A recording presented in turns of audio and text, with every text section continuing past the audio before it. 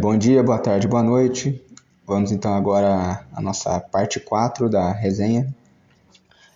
Parte C, uma interpretação alternativa do comércio de presentes. Breton e Weintraub, em 1982, explicam que a confiança é um bem de capital cujo estoque pode ser aumentado através do investimento. Abre aspas, A sinalizou seu desejo de produzir confiança juntamente com B, oferecendo-se para fazer um empréstimo, e B sinalizou um desejo semelhante ao reembolsar o seu empréstimo. O ativo produzido é A confia em B. Fecha aspas. Se presente for substituído por empréstimo, teremos uma estrutura que pode muito bem ser aplicada ao antigo comércio de presentes, incluindo a hospitalidade. Na verdade, as palavras gregas comum para dar e presente também têm o sentido de emprestar e conceder o empréstimo. Por outro lado, as palavras para emprestar têm todos os significados subsidiários de dar. Millet, 1991, citando Corver. Dar presentes é uma espécie de uma transação de crédito ou empréstimo. Algumas transações da Grécia Antiga e do Oriente Próximo, classificadas sob a rúbrica de comércio de presentes, caracterizadas economicamente como irracionais, podem na realidade ser trocas intertemporais, mutuamente benéficas para tirar vantagem de oportunidades inesperadas ou para satisfazer necessidades inesperadas. O comércio de presentes é, então, uma prática mutuamente vantajosa e baseada na confiança que surge quando é dispendioso para o doador especificar antecipadamente os tipos de bens que deseja receber do beneficiário, ou para esse último especificar os tipos de presentes que ele ou ela estará em condições de oferecer no futuro. As relações de troca apoiadas principalmente pela confiança tenderiam a ser importantes no mundo de comunicações lentas e especialmente entre indivíduos de confiança, incluindo familiares e vizinhos, em empresas de vida relativamente longa, tais como casas reais e cultos de divindades. A necessidade de manter o capital fiduciário em boas condições de funcionamento parece se adequar ao cenário da Ilíada, em que Glauco troca sua armadura de ouro pela armadura de bronze de Diomedes. Esse acordo tolo serviu para renovar uma amizade ancestral. Embora os seguintes exemplos de comércio de presentes envolvam principalmente casas reais, é bom notar que as considerações acima mencionadas operam não apenas em presentes entre humanos, mas em presentes entre deuses, isto é, sacrifícios. O deus greco-egípcio Serapis, conhecido como Salvador que traz riquezas, pode até favorecer um doador com redução de impostos. Os governantes hititas ofereceram presentes aos deuses em troca de uma vida longa e saudável e de ajuda contra inimigos externos. O uso de um estilo fraterno de tratamento na correspondência serviu para aumentar a confiança entre os parceiros comerciais. Constituiu uma promessa de contra-generosidade. Assim, um governante babilônico, cuja dádiva não tivesse sido retribuída por um faraó, tinha motivos para esperar a satisfação do seu sucessor. A dificuldade de especificar antecipadamente o conteúdo e o momento da retribuição dos presentes foi ampliada pela prática predominante de dar objetos de luxos raros, achilalu, arcadiano ou algo sofisticado, especialmente objetos originados de fora das fronteiras do governante. Talvez o exemplo mais antigo dessa prática seja fornecido pelo chamado Tesouro de Ur, que foi descoberto no palácio da primeira dinastia de Mari. O tesouro incluía uma conta de lápis lazuli com uma inscrição suméria mencionando o nome de um rei de Ur em meados do terceiro milênio. O rei de Carquemes escreveu ao governante de Mari, aspas, não há cavalos brancos para carruagens. Escreverei para que eles possam entregar os cavalos brancos no local onde estiverem disponíveis. Até lá enviarei cavalos vermelhos de Harsama. Fecha aspas. Zacanini, 1973. O rei de Mari, por sua vez, apresentou objetos cretenses caros a vários governantes mesopotâmios e anunciou sua intenção de levar para a Babilônia um tapete, estilo Yanhad, feito em Mari.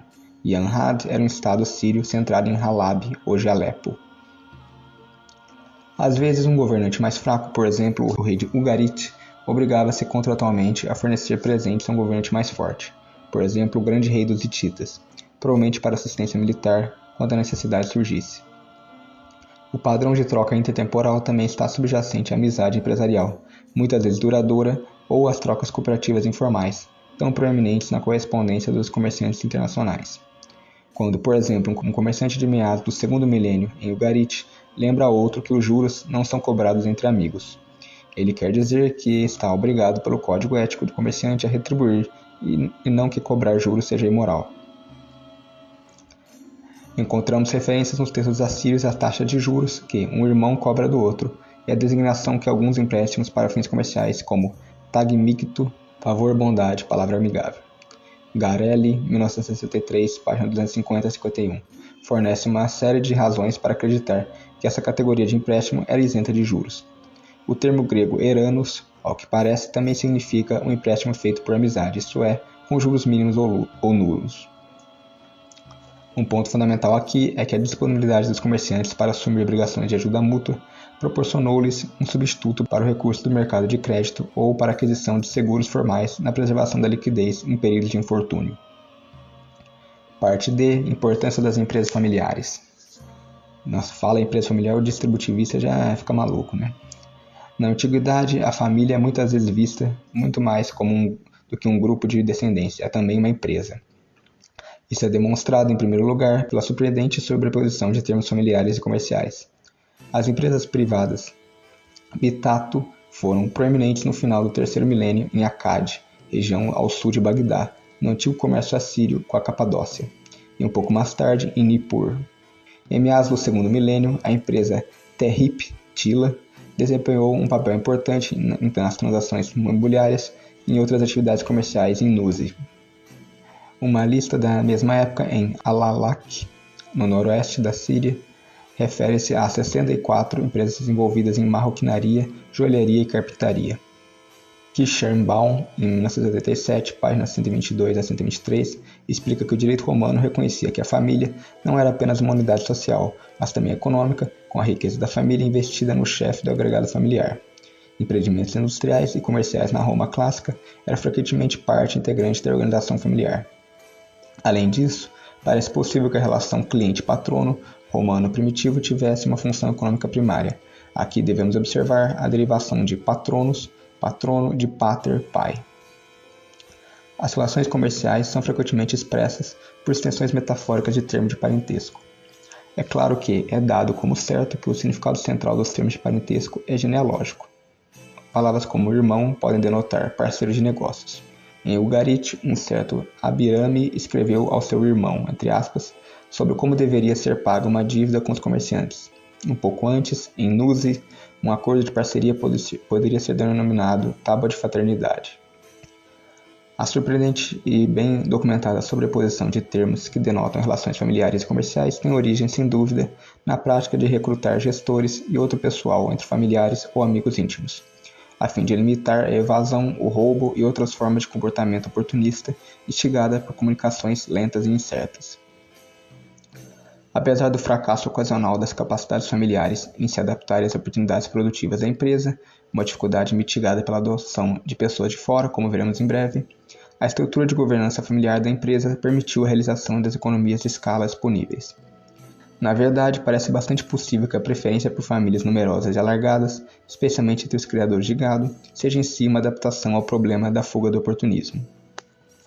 Uma tabuinha babilônica oferece um testemunho eloquente, abre aspas, como um pastor contratado, deixei o guia sair do rebanho, fecha aspas. No século IV a.C., na Grécia, observamos viúvas de banqueiros casando-se com escravos que assumiam a responsabilidade pelo negócio. Na antiguidade, a família era uma empresa comercial. Porém, na antiguidade, a empresa era muito mais que um empreendimento comercial, era também um grupo de descendência. E laços familiares e inovação.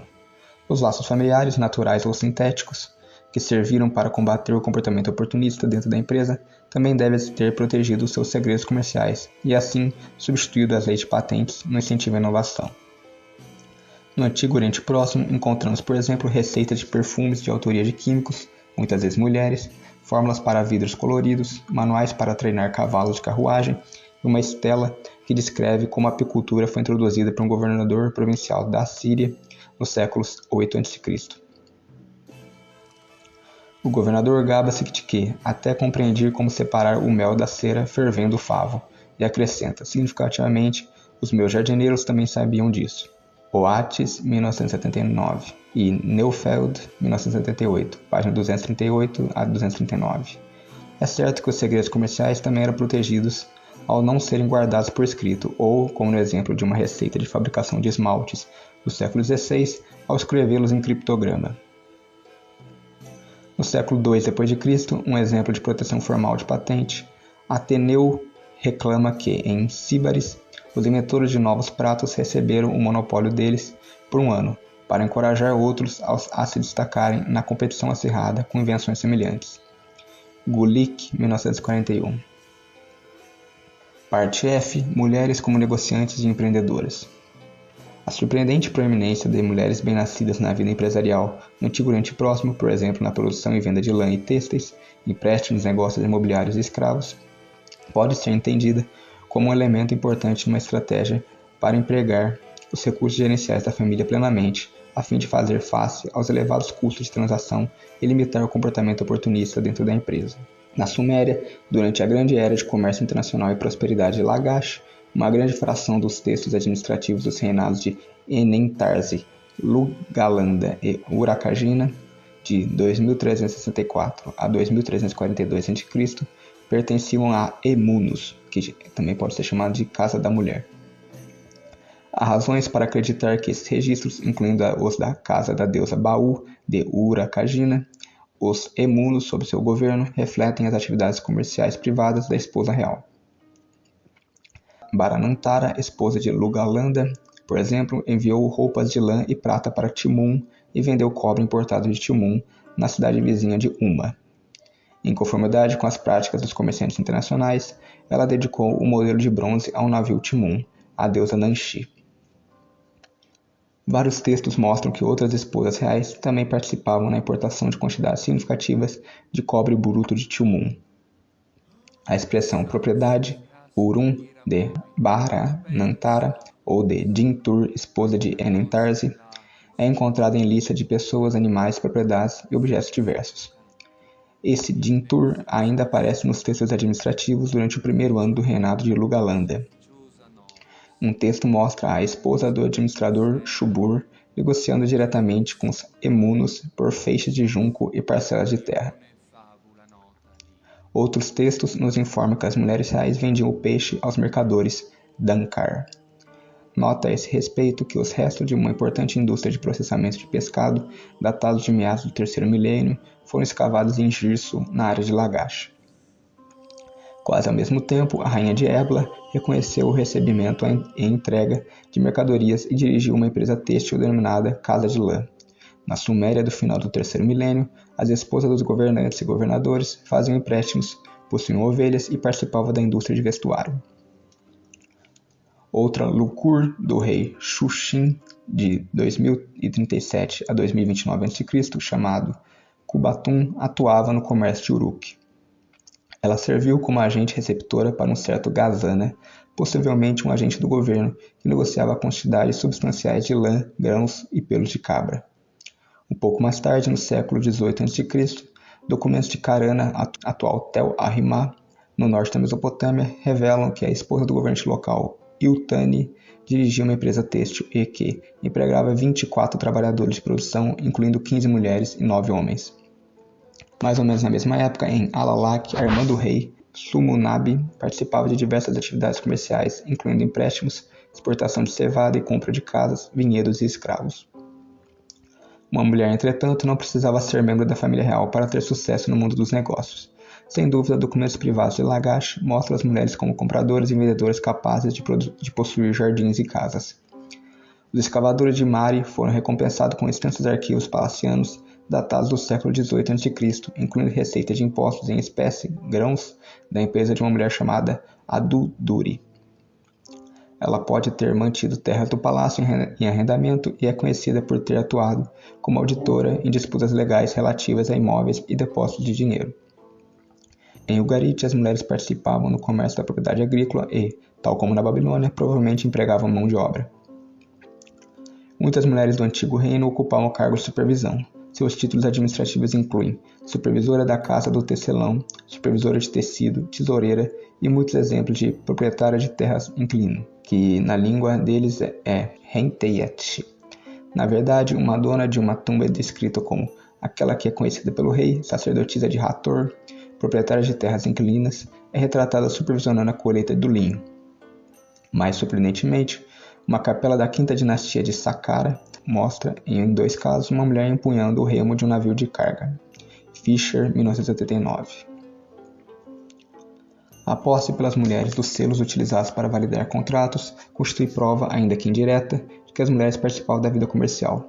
Além de serem transacionárias, as mulheres mesopotâmicas, especialmente no terceiro e segundo milênio, serviram como tupshahatu, escribas e, como testemunhas em contratos comerciais, serviço por cujo serviço aparentemente recebiam honorários. Em apoio dessa interpretação, pode-se notar que o pagamento de honorários a testemunhas também é atestado na Grécia do século IV e III a.C. As mulheres do Império Médio Egípcio também possuíam selos. Na primeira metade do primeiro milênio, cerca de uma dúzia de selos inscritos em hebraico com nomes femininos e a identificação esposa de ou filha de oferecem testemunho de que as mulheres israelitas, tal como as suas irmãs no Oriente Próximo, participavam em negócios. A herança também pode ser uma fonte de capital empresarial. No início do segundo milênio, uma mulher elamita bloqueou a tentativa de seu marido de obter o controle sobre uma propriedade que herdara de seu pai. Um homem elamita deixou um campo para sua filha, que passou para dela, que o vendeu. Em Nuzi, uma filha pode ser a herdeira principal e até ser designada como filho. Uma mulher casada também pode empregar seu dote, shehiktu em acadiano, nos negócios. Para começar, sabemos que a Naditu, uma sacerdotisa empresária, normalmente recebia um amplo dote ao entrar no claustro. Esse dote pode incluir controle pessoal sobre até 11 libras de dinheiro anelar de prata, ver parágrafos 179 a 84 no Código de Hammurabi. As mulheres gregas eram proprietárias de seus dotes e podiam controlar bens imóveis. No século IV a.C., várias mulheres atenienses estiveram envolvidas no negócio bancário. Arquippe, esposa do banqueiro Passion, estava profundamente familiarizada com o negócio do trapezites. Ela tinha acesso aos registros do banco e conhecimento detalhado de suas operações complexas. Após a morte do marido, Arquippe tinha tanto controle sobre os registros do banco que ela foi até acusada de tê-los destruído, supostamente para impedir o desenvolvimento de ações legais contra o sucessor de Passion, seu segundo marido, Formion. Apesar desses exemplos, contudo, acredita-se geralmente que o papel das mulheres gregas na vida empresarial era bastante limitado. No entanto, as fontes são tendenciosas para Atenas e para o período que começa no final do século V a.C. Cohen, em 1992, sugere que fora de Atenas, por exemplo na clássica Gortyn, em Creta, as mulheres tinham direitos legalmente reconhecidos de possuir propriedade diretamente. Conforme observado anteriormente, a posse de selos sugere participação na vida comercial. Muito antes, há evidência de que as mulheres micênicas participavam da economia pública. Resumidamente, duas sacerdotisas chamadas Carpatia e Erita eram proprietárias de terras e encontramos tanto em Pilos como em Knossos uma classe de mulheres chamadas Kiriteuija, que possuíam terras e controlavam grandes quantidades de trigo. A evidência romana difere marcadamente da grega e, de fato, o quadro que emerge tem muito mais em comum com o Oriente Próximo. As características salientes da situação romana são bem expostas por Cantarella em 1977, páginas 137 a 39, um historiador do direito romano. Abre aspas. Com o casamento com um humano surgiu a prática de dar às mulheres que se casassem um dote. Tratava-se de uma certa quantidade de bens que tanto a compensava pela perda das expectativas de herdar com o grupo de origem, consequência automática de sua passagem para uma nova família, como representava um contributo para sua manutenção na nova família. No casamento sim-mano, o dote permanecia como contribuição à esposa ad honessa matrimondi ferrenda. Como instrumento de cooperação econômica na vida conjugal, foi praticado sem exceção. De acordo com as leis do jus civile, os bens do dote eram propriedade do marido, mas a partir do período augustiniano, uma série de disposições estabeleciam limites cada vez mais fortes ao seu poder de dispor do dote, foram atribuídas à mulher o direito de controlar os bens que a constituíam. As leis promulgadas ao longo dos séculos tinham como objetivo permitir à esposa recuperar o dote em caso de dissolução do casamento. Originalmente sujeito a acordo especial entre os cônjuges, nos últimos séculos da República, o direito à restituição tornou-se automático. O princípio de que o dote deveria reverter para a esposa quando o casamento terminasse, tornou-se ainda mais arraigado quando se estabeleceu que a restituição era uma obrigação não apenas do marido divorciado, mas também de seus herdeiros, caso ele falecesse antes da esposa. Fecha aspas. Tal como no Oriente Próximo, as mulheres socialmente prominentes participavam da economia de mercado. Por exemplo, Domitia Lucília, que em 106 d.C. herdou as olarias da família, não apenas administrou, mas também lançou uma nova filial. Com a morte de sua filha, também chamada Domícia Lucília, cerca de 6 anos antes de seu filho Marco Aurélio assumir o trono, sabe-se que 46 homens trabalharam nos fornos. A mãe do imperador Antonino Pio era uma importante produtora de tijolos. As mulheres romanas também administravam estabelecimentos de tinturaria e empresas que produziam canos de chumbo para transporte de água. Este breve levantamento das evidências sugere que as mulheres desempenharam papéis relativamente importantes nas economias em expansão de Lagash do século 24 a.C. na Suméria, de Assur no século 19 a.C. na Síria, da Babilônia do século 18 a.C. e do norte da Síria e do século 2 d.C. em Roma. A evidência da participação empresarial das mulheres gregas, por outro lado, vem principalmente de uma era de relativa estagnação econômica. Silver, 1980, página 88 e 89. As condições econômicas deprimidas teriam reduzido a taxa líquida de retorno do agregado familiar resultante da atribuição de serviços dos membros do sexo feminino à economia pública e, ao mesmo tempo, teriam reduzido a pressão sobre o estoque de recursos de gestão do agregado familiar. Parte G. Emprego de escravos e adotados. Outra estratégia amplamente utilizada pelos antigos empresários para combater os elevados custos de transação era confiar em escravos cujos serviços, como das esposas, poderiam ser mais totalmente controlados e confiáveis do que os trabalhadores assalariados ou gestores livres e independentes. Quando o Greciano, não sei como pronunciar isso aqui, é o que se escreve EWR-KL, estabeleceu sua casa em Beirute, um centro de metalurgia. Ele obteve força de trabalho comprando 7 escravos de Beirute, incluindo 5 membros da mesma família. O controle dos trabalhadores era uma preocupação especial no negócio bancário. Portanto, é compreensível que, embora em muitos campos em Atenas as mesmas funções possam ser desempenhadas por escravo ou por pessoas livres contratadas para uma tarefa específica ou por um período limitado de tempo, na prestação de serviços bancários presumia-se o envolvimento de escravos. Cohen, 1992. Cohen, em 1992, explica que, ao utilizar seus próprios escravos, os trapezites, também chamados de banqueiros, seriam mais capazes de restringir dentro da casa bancária, muitas vezes, a sua própria residência, os assuntos e documentos privados que lhes são confiados, mantendo assim melhor a confidencialidade e minimizando o risco de usurpação das relações com os clientes por parte dos colaboradores. A Atenas clássica reconhecia legalmente a atuação dos escravos mais prontamente em questões de comércio externo do que em questões internas, onde a clara supervisão detalhada por parte do proprietário era mais viável. Surpreendentemente, Roma desfrutava de uma vida comercial vasta e complexa, e, no entanto, o seu grande sistema jurídico, para todos os efeitos, negava a possibilidade de agência contratual discricionária. Kirschenbaum, em 1977, encontra acertadamente a solução para esse enigma no papel da família, esposa, filhos e escravos, ao fornecer ao chefe, o pater familias, agentes não contratuais dentre aqueles que ele detinha em potestas, ou manos. O afrouxamento dos laços familiares e a abolição da escravatura tornaram a agência local indispensável. A lealdade dos escravos israelitas, gregos ou romanos, foi reforçada pela sua incorporação no culto doméstico. O escravo israelita, nascido em casa ou comprado, tinha que ser circuncidado, de acordo com Gênesis 17, 12 e 13. E, além disso, ao contrário dos estrangeiros e dos trabalhadores contratados, era autorizado a participar da festa da Páscoa, segundo Êxodo 12, 343, 15. A adoção formal ou incorporação dos escravos e adultos livres na família é uma prática bem conhecida no Oriente Próximo e atestada na Creta dos séculos VII ao V a.C. e no século II d.C. em Roma. Um exemplo especialmente interessante é discutido por Henriksson em 1976.